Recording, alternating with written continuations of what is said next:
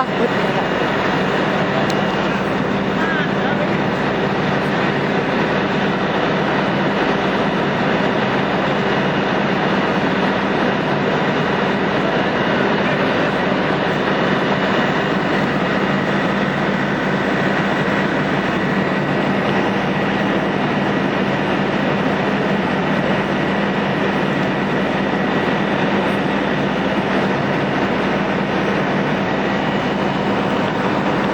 As everybody sees, there's a spent kind of corner van coming in now. One of the victims has passed from his injuries. Usually, this van would not be here this quick. It'd be hours before the van gets here. We would have to do scene reconstruction. We would have to do evidence collection, all that stuff before we remove the body from the scene. So what you're seeing, like I said, is a very condensed time. It would be hours before it actually would be done.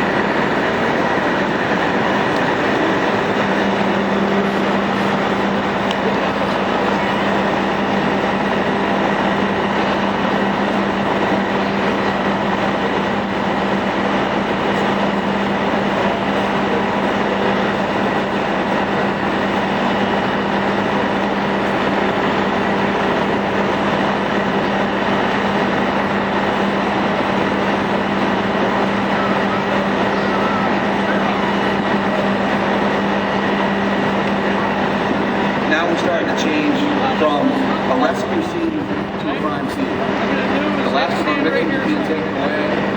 The coroner's here to deal with the body. Now he's a body. He's not a person anymore, he's just evidence. The police are starting to deal with the driver. Deputy Swan is going to talk to him. He's going to walk him through what are called standardized field sobriety tests. They've noticed no alcoholic beverage. She's clear, he's been drinking. We've got a dead victim here.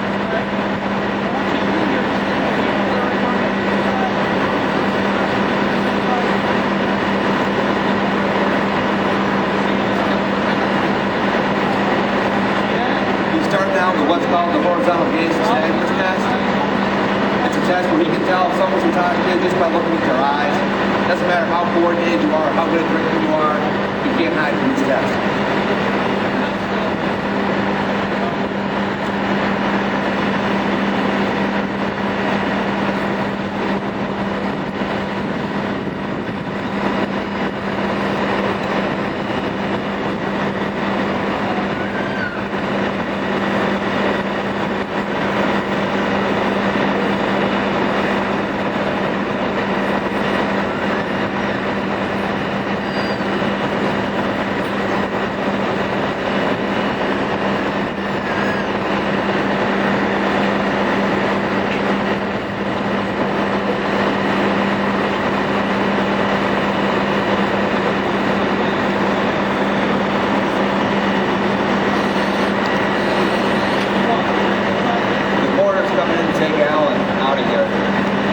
Be taken to Monroe County, they'll go in a bag, and again, here's another piece of evidence.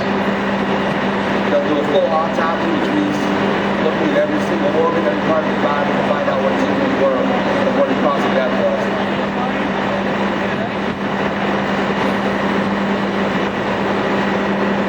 Like you do right now, is put left foot on the line.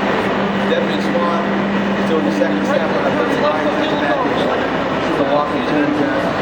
Right now for me, please. Right there. Deputy's trying to watch everything the driver does. How he walks, how he stands, how he follows directions. Anything that can give you any indication in the driver's physical and mental abilities, he's making note of and paying attention to.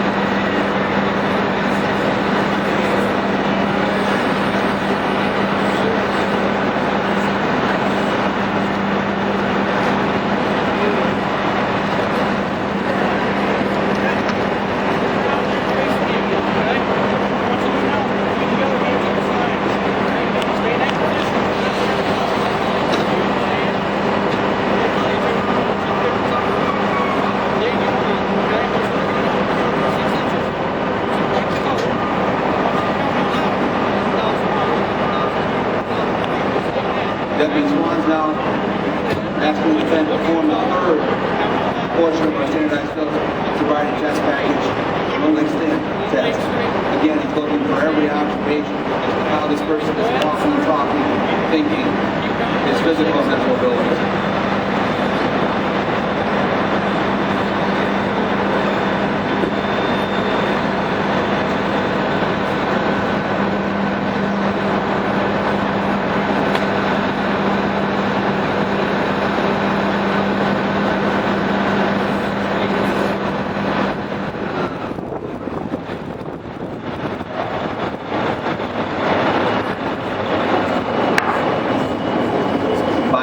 Different law enforcement folks will come to the scene. There'll be forensic people who'll pick up all the evidence, legal reconstruction people. When I get a copy of it. Of course, if it comes out, not real good. He's intoxicated. He's not going home tonight. He's hurt, he's injured. He's going to go in front of a judge, he's going to go to jail. By now, the deputy has called the DA's office and moving on the scene. This is a pure crime scene now. We're dealing with a homicide, probably hit herself as well. I got something I got to read you, okay? Listen up here. He wants to read these.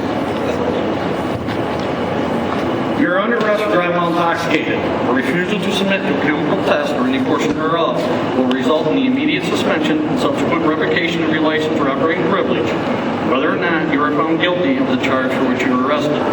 Your refusal to submit to a chemical test or any portion thereof can be introduced into evidence against you at any trial, proceeding, or hearing resulting from this arrest. Will you submit to a chemical test to determine your blood alcohol content? Our drivers just refused a chemical test. That's not where this ends. The deputy will call the prosecutor's office, we'll be here. We'll work through the process with him. The judge will give us a warrant. The warrant allows us to strap him to a gurney and pull the blood from him forcibly. The last time I saw it happen, I took it out of his foot. As far as the next step is going to be, he'll go to the hospital, they'll forcibly take his blood, then he'll go in front of a judge and he'll be arraigned. In Steuben County, he will go to jail. Bail will be set beyond anything his parents can post, and he will sit in jail, most likely for about a year before his trial starts. He's facing now 5 to 15 years in state prison for the manslaughter. Additional charges involved depending upon the injuries to our victims. Again, he's hurt. He just wants to go home to sleep. He's not going home. He won't go home until he's in his 30s, most likely. New York State, you're convicted and sent to prison on something like this. You don't see your first parole. He's going to sit for close to 10 years before he gets out. That's just the way it works.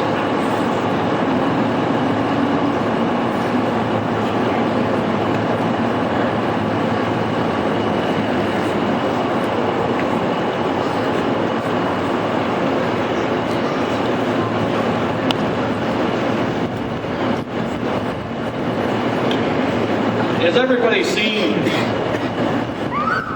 as the district attorney explained to you, things that we just did, we would be here for hours.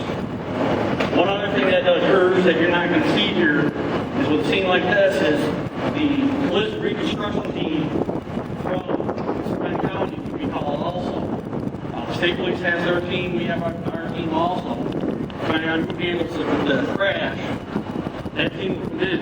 We have an instrument, it's a computer system that we use that takes distances. We're able to reconstruct the whole scene through a computer program. It would take us about 4 to 6 hours, depending on the scene, depending on the roadway. If you're at an intersection that's got 4 ways and a bunch of things, it could take a little longer. The old way we used to do it was we laid a tape on along the road, we used another tape. That would take 8 to 10 hours. This new way we do it still takes a long time, but evidence will be collected, like you see over here about that stuff will be collected as evidence showing that, hey, somebody was drinking. Vehicles will be taken and impounded, both of them, again, for evidentiary purposes.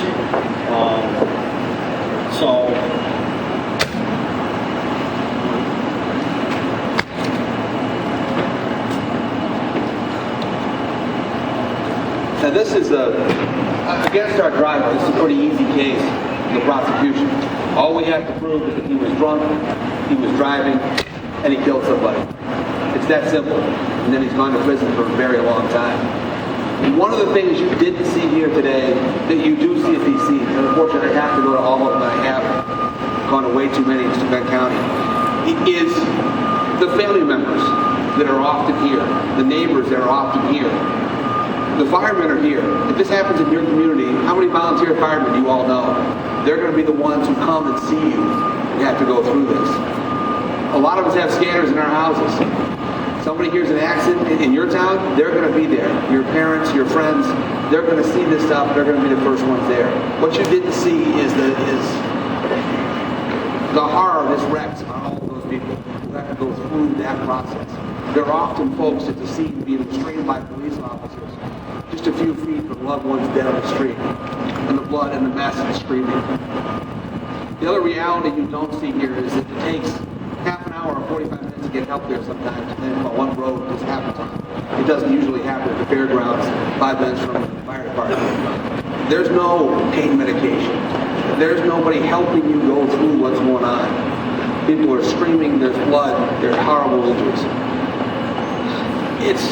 It's simply not worth it. A couple of beers at prom time, to go through this, to go to prison, to end your life and somebody else's life isn't worth it. If you can't be careful enough when you think about those you may hurt, think about your parents who have to come to a scene like this, think about your friends who are in the volunteer fire department who respond and try to help you be professional and then live with it afterwards. It's an event that will affect the entire community, and it's a cold, dispassionate thing that happens afterwards.